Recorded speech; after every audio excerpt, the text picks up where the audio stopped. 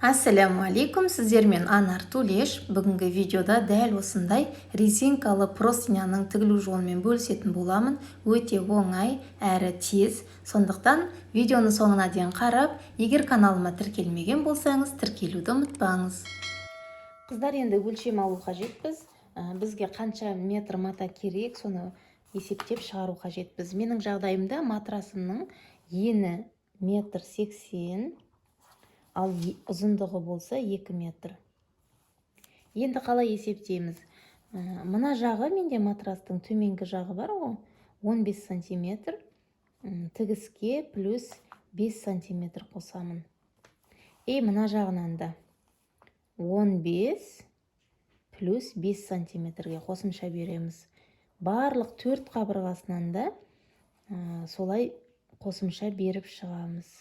Екі жағынан да осылай. Сонда, қыздар, қараңыздар, 20-20-40, 180 қосылған 40, сонда 220 болады. Ені, ал ұзындығына 200 қосылған 40, 240. Маған ені 220, ұзындығы 240 мата қажет болады. Осыны тігу үшін. Қазір қиып аламыз, содан кейін тігу барысын көрсетемін. Қыздар, менде осындай сатин матасы, айналасындағы кромкаларын қиып, мен өзіме керек жаңағы басында айтып өткен өлшемімді қиып алдым.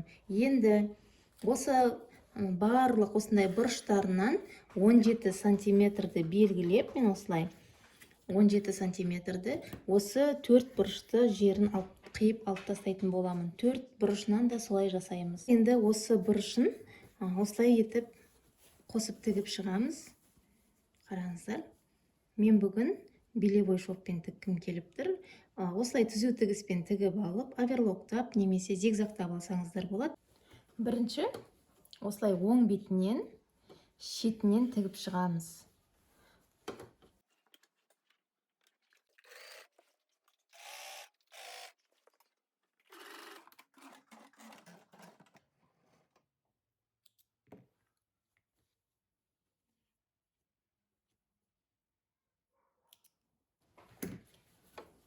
Мінекей, оң бетінен тігіп алғаннан кейін теріс жағынан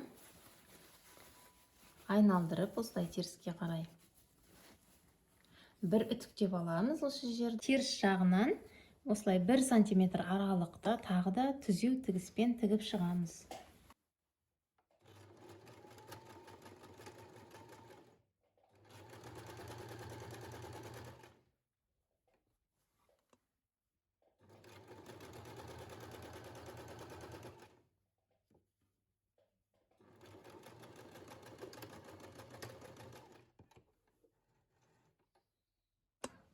Мінекей, қыздар, оң бетінде осындай әдемі тігіс шығады. Ішкі беті де осындай, қараңыздар, өте әдемі.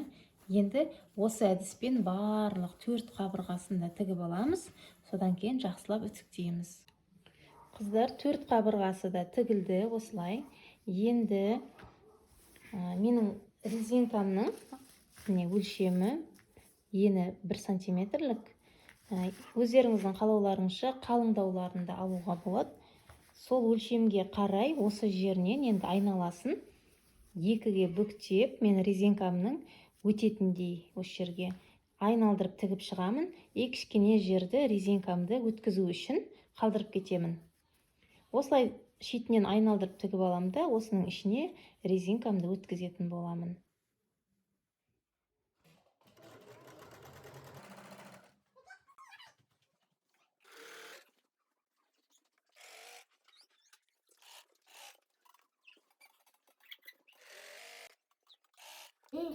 Осы қалдырып кеткен жерімнен резинкамды өткізіп алам.